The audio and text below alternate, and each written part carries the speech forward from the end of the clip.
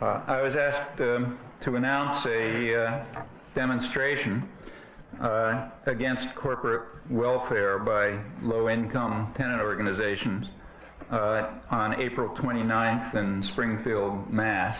And I guess whoever handed me this note will know how to give you more information about it. This and other things like it are a lot more important than our being here this evening. And if what I have to say doesn't leave you with added conviction that that's true, then I confess in advance total failure and incompetence. And indeed, we have wasted our times, including me. So what I'm going to try to do is essentially explain that comment. On the topic that was announced, democracy and markets in the New World Order, there are many, many things to say, and one could approach it from many points of view. There is a general view on the matter. Might as well start with that. The general view, I think, has, say, three aspects. One is that there are grand new opportunities. There is a new order, and there are a lot of opportunities. Second point is that there are serious challenges. And the third is that the United States has the leading role, certainly a major role, probably the leading role to play in all of this. My own view of the matter is a little different, not entirely. So on the third point, that the U.S. is going to play a leading role, I think that's entirely correct. On the other 2 points, we have to look a little more closely, I think. The great new opportunities are supposed to be, well, they were more or less summarized by the National Security Director, Anthony Lake, who I think is a local boy, if I'm not mistaken, who's supposed to be the intellectual of the current administration. And he announced what was called the Clinton Doctrine, and the central point of it was that, he said, for half a century, we have been containing the threat to democracy and markets, and now that's over. We've destroyed the threat, so our current task is to enlarge their reach. And this is accompanied by all sorts of elevated rhetoric, which you've heard about the end of history and the clash of civilizations and so on. As to the serious challenges, those are ethnic conflicts, international terrorism, even striking at the American heartland. So the last couple of days, the major news story has been the terrorist bombing in Oklahoma City. The press, just keeping to the Boston Globe, has reported, the headlines read things like, well, they quoted an American intelligence officer saying it looks like Beirut, which is true enough. The headline read, that the Beirut look suggests a Middle East connection. Another headline pointed out that this is a turning point in U.S. history, and in fact, a lot of that I agree with, incidentally. It's the first time that international terrorism of that kind has struck in the United States.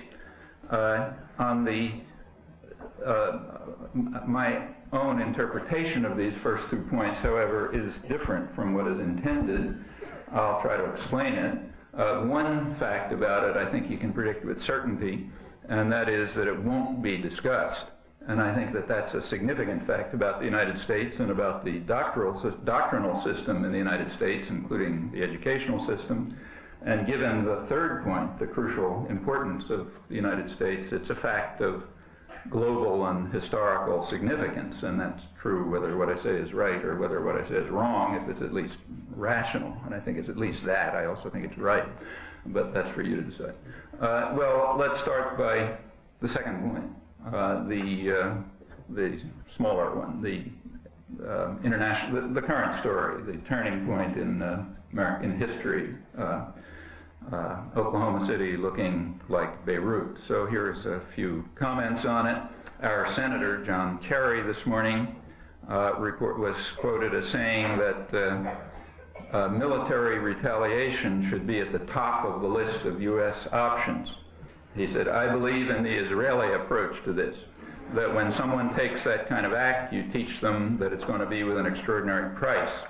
And then the columnist says he's referring to Israel's policy of swift, fierce military retaliation for terrorist attacks. It's not, in fact, accurate. It's not retaliation. It is rather terrorist attacks, but that's another comment that's not allowed into the American doctrinal system. However, I'm not interested in that question now. Kerry goes on to say, if you tolerate it, if you let it happen, you invite it happening again, and if all you do is suffer for it, then you've proved to be a very valuable tool indeed, that it's a very valuable tool indeed to be a terrorist. And that is, in fact, has some merit to it. Well, turning to the New York Times, there's a kind of a left and a right, nicely put on the left hand of the op-ed page and the right hand of the op-ed page. On the right, you have A.M. Rosenthal, who was editor of the New York Times, chief editor for many years. And he says, here's what he says, ending forgiveness. He says, police do not know for certain whether the bombing is foreign or domestic. Either way, same conclusion, the fact remains that whatever we are doing to destroy Mideast terrorism against Americans has not been working. So it doesn't matter much what the facts are, but we got to go after those guys. And then he explains why. The reason is that the West has never committed itself to the struggle against Mideast terrorism, but the West has to do that. It has to tell people that the era of forgiveness is over. That's the old era. And that's true whether or not it's Middle East terrorists who are involved in this. We got to bomb the bastards anyway. He then goes on to condemn the fatalism and cowardliness of Westerners who are supposed to be leaders of Western intellectualism and economic power and who refuse to face this fact. And he says that in the United States, the few who have, I'm quoting, the few who have warned that Saddam Hussein and Hafiz al-Assad and the Iranian government are still in the terrorism business can expect to be mocked or ignored. As you've noticed, virtually no one is willing to say that those guys are bad. Most people just laud them to the skies. But there are a few people who still say they're really not saints. And they've been mocked or ignored all along, but now we've got to change that. The intellectual playing down and rationalization of terrorism, you know, what you see every day in the press and everywhere, the groveling of business are a moral monstrosity and encouragement of terrorism. And as long as that continues, what we'll hear in the terrorist camps is the sound of laughter. The West, he says, although the West will not deliberately bomb civilians, something which the United States has never done, as you know, it should attack terrorists and their encampments whenever they're found. And this means Middle East terrorists, whether or not they turn out to be the agents of this. And you'll notice that Kerry's statement more or less implicitly said the same thing. Like he's not, if they find out that these guys came from New York City, they're not planning to bomb New York City. What he means is Middle East. That's the subtext. Then over on the left, you have Anthony Lewis, whose column is headed Faith in Reason. And he says, you know, despite all of these horrors and so on and so forth, we must redouble our commitment to reason. We must not panic. We should wait to bomb them until we find out that they're the responsible ones, not do it first. And Clinton chimed in about how we're going to chase them to the end of the earth. And, you know, the radio and television are all full of how when we find them they have to be drawn and quartered and fed to alligators and so on and so forth, obviously the death penalty. Well, okay, maybe. Maybe that's the right answer. But let's go back to the fact that Oklahoma City looks like Beirut for the first time. Of course, Beirut has looked like Beirut for a long time. And that's something that might occur to someone. In fact, since we like anniversaries, we might recall that this happens to be virtually to the day, I mean a couple of days off, the 10th anniversary of the worst car bombing in history. Maybe this one will exceed it, maybe not. We don't know because the casualty figures aren't totally in yet. That was in Beirut, a car bomb in March 1985. The year is significant. 1985 was the peak year of terrorism. That was the year when Middle East terrorism was called the main story of the year by panels of foreign and American editors. Everybody was focused on international terrorism, and there was plenty of it. The worst terrorist act of that worst year was indeed the worst car bombing in history, the one that took place in Beirut in March 1985, so just 10 years ago. That one, the bomb was placed outside a mosque, huge bomb, car bomb, right outside a mosque, at time to go off when people would be leaving the mosque, so they'd kill the maximum number of people. It's hard to get the facts because nobody here cared very much, but the reports from Western press are that 80 people were murdered and 256 injured, mostly women and children, women leaving the mosque, children, babies killed in beds, I mean, kind of Oklahoma City. So far, the figures there are worse. Well, we don't know who to bomb yet in the case of the new Beirut, but we know exactly who to bomb in the case of the old Beirut, because that was carried out by the CIA under orders from the White House with the assistance of the British and Saudi intelligence. And that's been known for a long time, and the people who bombed it are pretty easy to get at. They're living rather comfortable lives in California and places like that. So there's no problem following A.M. Rosenthal's advice or John Kerry's advice, and I assume the American Air Force has the capacity to bomb American cities like Washington or, Ronald Reagan's ranch or wherever George Schultz is or something like that. And we can ask some questions about the cowardliness of Westerners who refuse to talk about these things, and how the few who do so can expect to be mocked and ignored and onward with all the rhetoric that you're hearing. The rhetoric may be very accurate, I'm not saying it's wrong. But there's another case. This is one, and it's only one of innumerably many. So we can look at Beirut, which has looked like Beirut for a long time, thanks to us and our clients.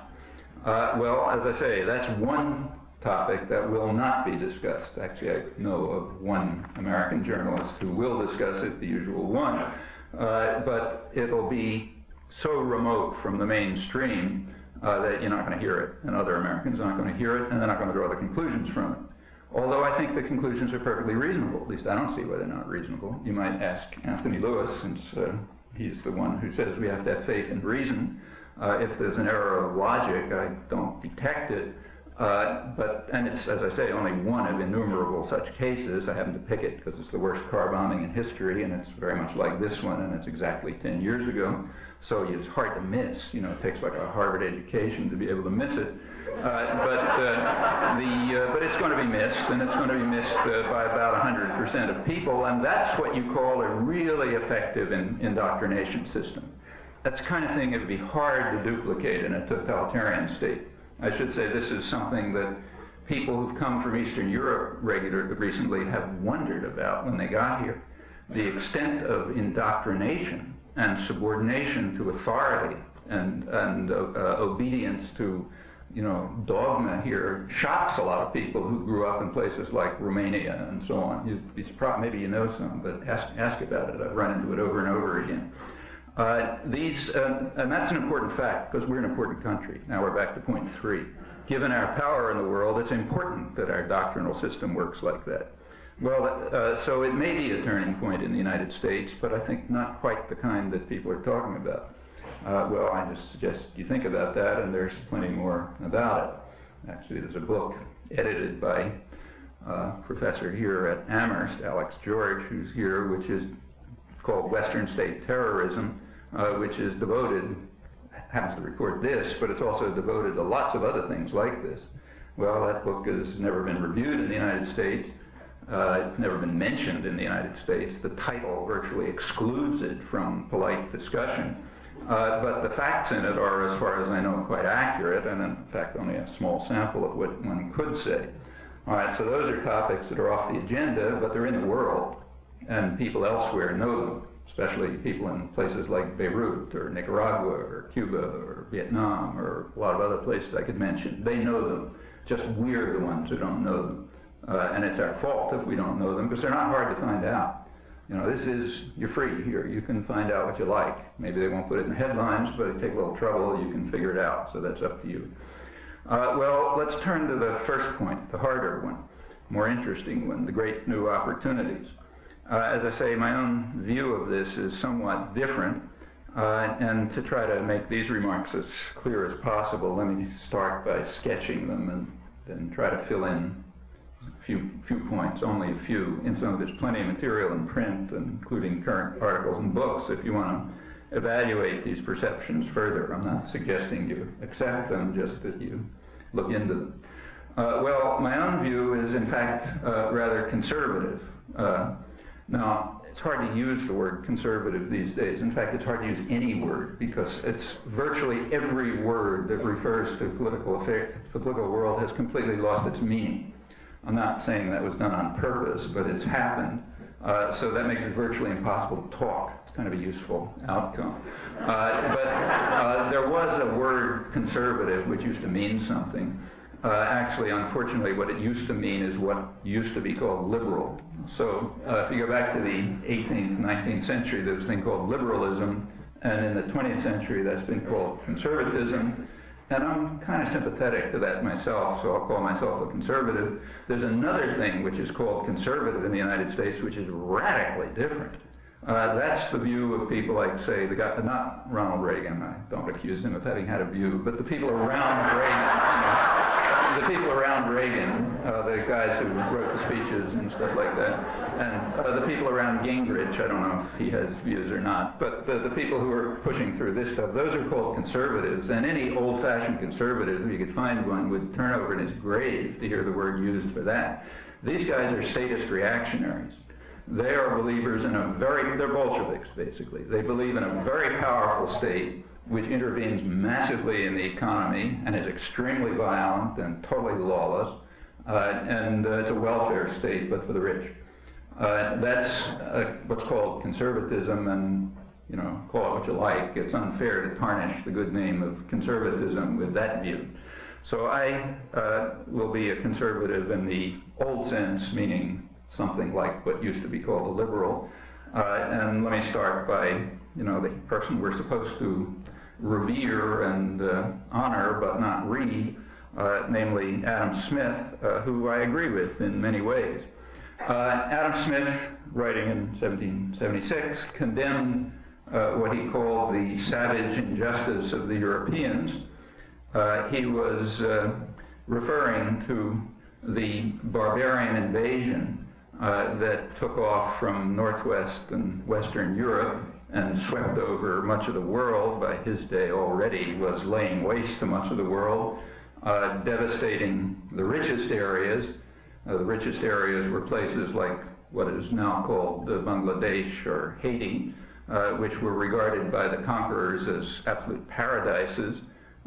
Clive, the British conqueror of what's now Bangladesh, was amazed by its wealth and industrial advancement and so on. He compared its capital city, which is now Dhaka, to London, so they were comparable, and the same was true in Haiti. Those were probably the two richest parts of the world, most populated, agriculture, etc.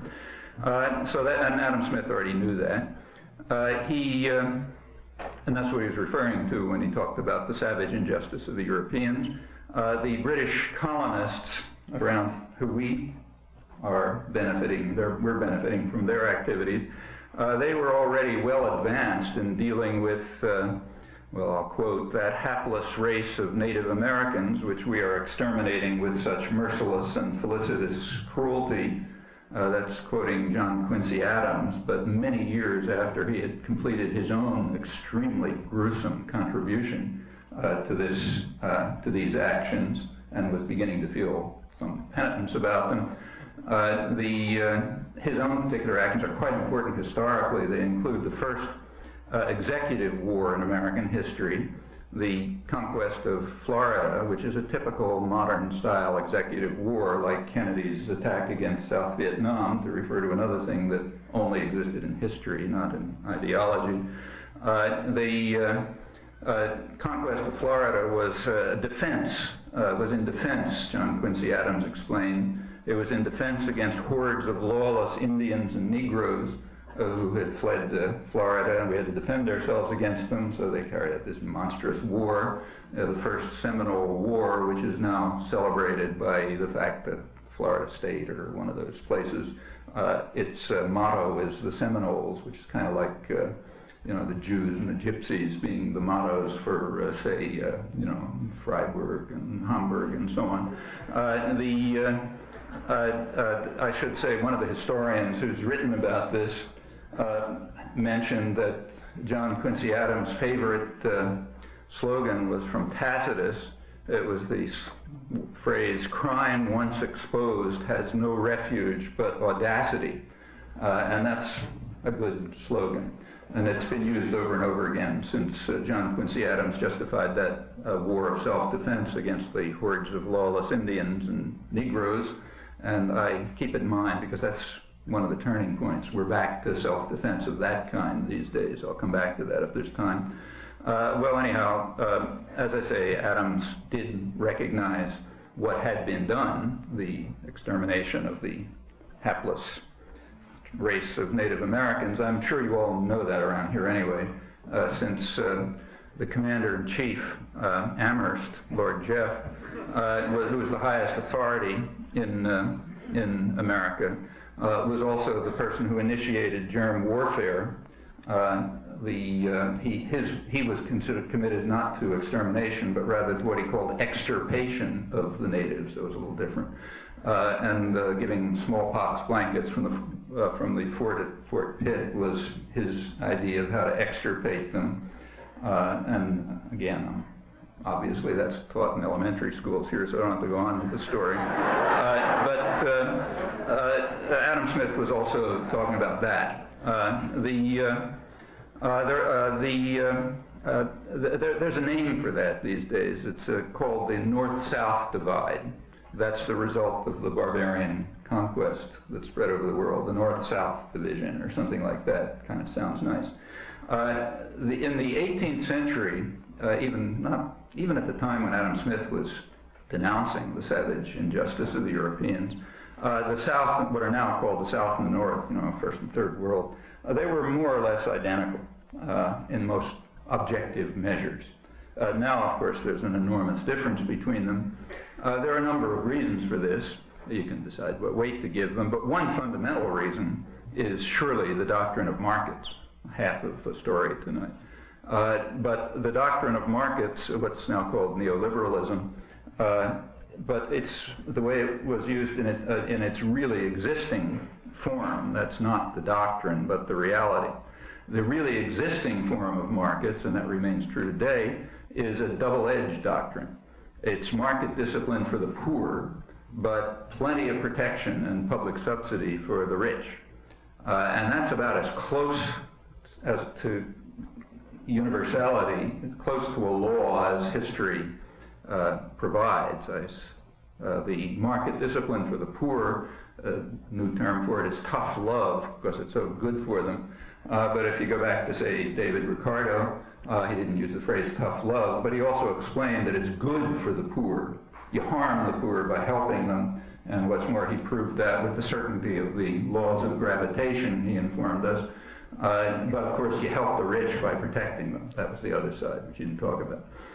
So Indian industry was being destroyed at that time by force and by high protectionist tariffs, while British industry was being developed. And in fact, England had 150 years of harsh protectionism before it ever considered the idea of allowing free markets, figuring it was so far ahead it could win for a while. That's, as I say, very close to a law of history. We're seeing it right now in Washington, so I'm not talking about past history, dramatically, in fact. There are some exceptions, and it's interesting to look at. The major exception, there's one part of the South that did develop, namely Japan, which happens to be, doubtless by accident, the one part of the South that resisted the European invasion and was there with some of its colonies in tow, and was therefore able to use the very same policies of state intervention in the economy and public subsidy and so on that invariably played a central role in the development of all the advanced countries of the North. Japan, incidentally, was a brutal imperial power, but it happened to treat its colonies quite differently from the Europeans. It didn't rob them, it developed them. So if you look at what's now called Taiwan, Formosa and Korea, in the first 40 years or so of the century, when they were Japanese colonies, they developed fast, about as fast as Japan, maybe more so. And in fact, starting with the 60s, they kind of picked up that former development. That's quite different from, say, the Philippines, to take a close-by place.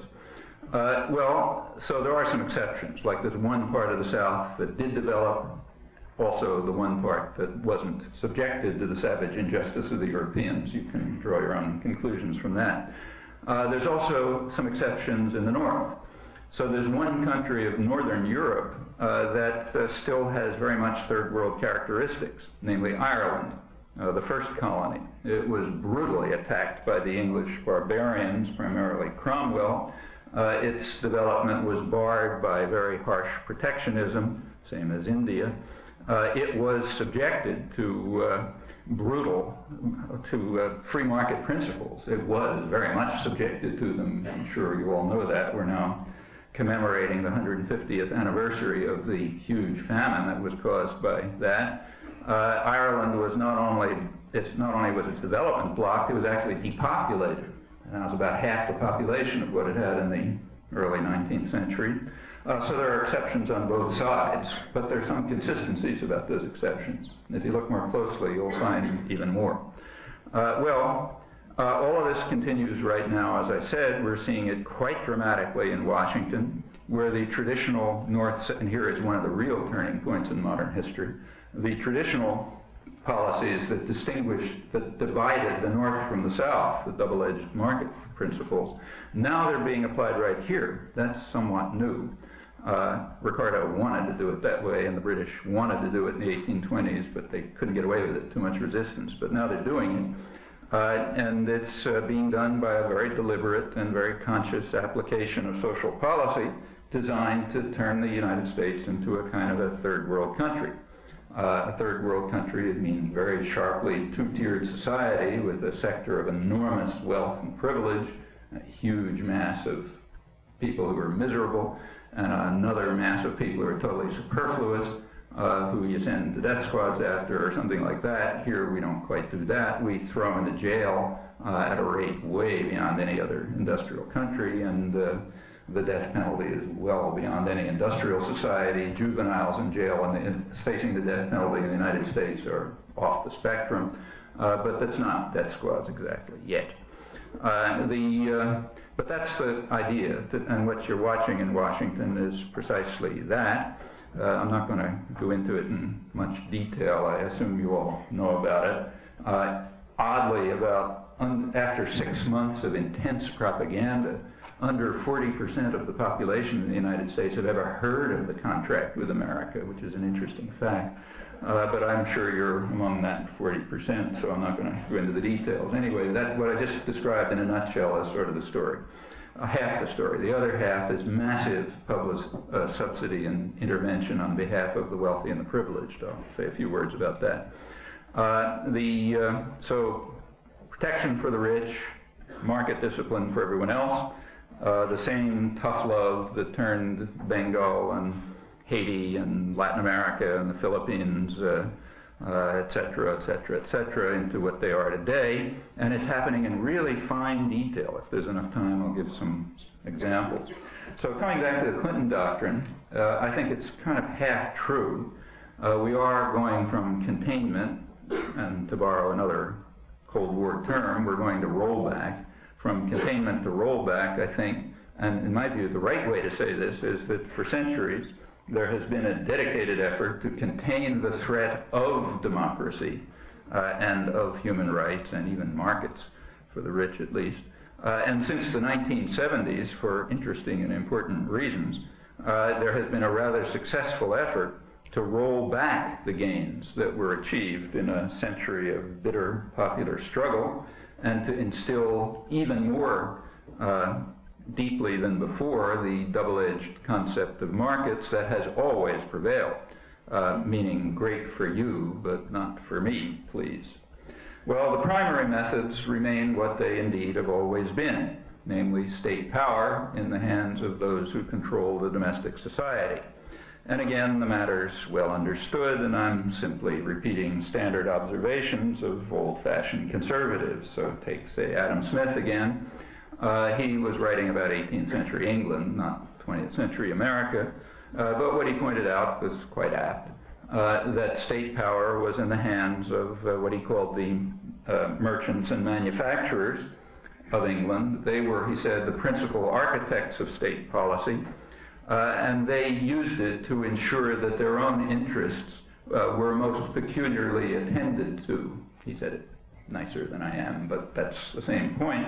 However grievous the effect might be on others, including the people of England, he didn't have the data to prove it at that time, but he guessed that the people of England were probably suffering from the policies that enriched the rich, and it's probably true in retrospect. Empires, it doesn't make sense to talk about nations as entities in world affairs. Adam Smith understood this. Unless you do what later came to be called class analysis, which he took for granted, you're not even talking about the real world. When people try to talk about this today, they're always accused of being vulgar Marxists, which is a very bad thing. But in fact, what they're being is old-fashioned conservatives, just repeating what was perfectly obvious common sense before the doctrinal system had reached the point where it could drive elementary truths out of people's minds. So then it became, you know, sort of a lefty doctrine instead of perfectly obvious common sense as it was to Adam Smith.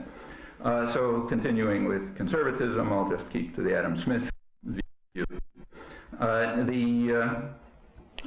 in fact, that's what he went on to explain it in more detail. He pointed out that the what he called the masters of mankind pursue the vile maxim, all for ourselves and nothing for anyone else.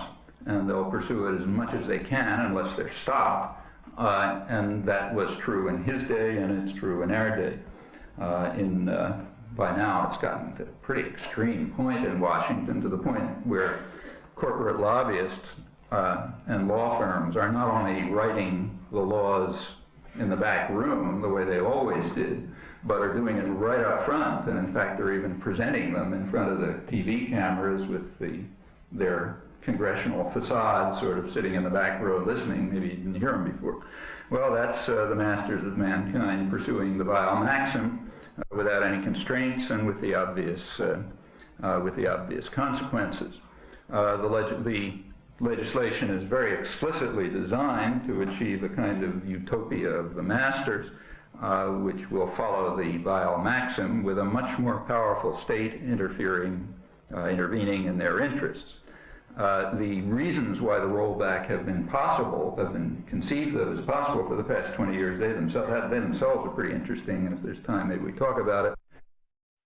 Well, the general story about markets, the double-edged character of markets, that's familiar economic history. Again, not a big surprise.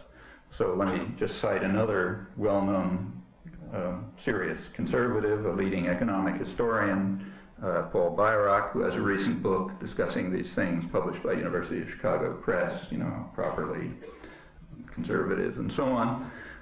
He describes the United States as the mother country and bastion of modern protectionism. He points out what is certainly true, that the United States invented the concept of the developmental state, the state that intervenes to protect domestic industry, to set up infant industries, to fend off competitors. He much understates, like a lot of professionals. He looks kind of like a laser at one type of thing and leaves out others. The one thing he looks at is tariffs, but there's a lot of other things.